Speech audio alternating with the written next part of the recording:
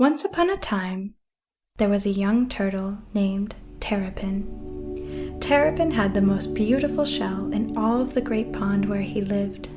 His friends and family would tell him, "Terrapin, what a beautiful shell you have!"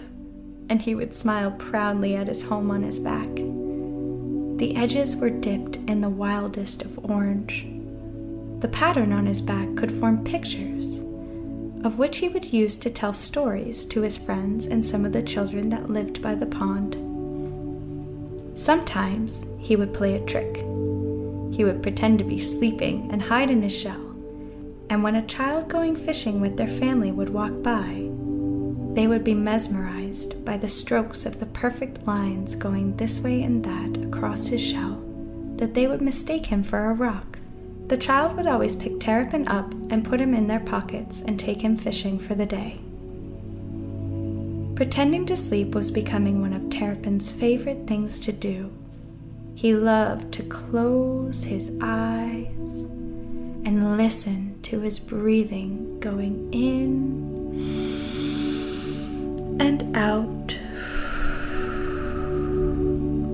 He heard his heartbeat getting stronger as a child would come closer and closer to look at his beautiful shell. He loved to pretend because lately he could not fall asleep. In the night, when his family would be sleeping, Terrapin would try and try. He would toss and turn. He would close his eyes and just listen to the world around him.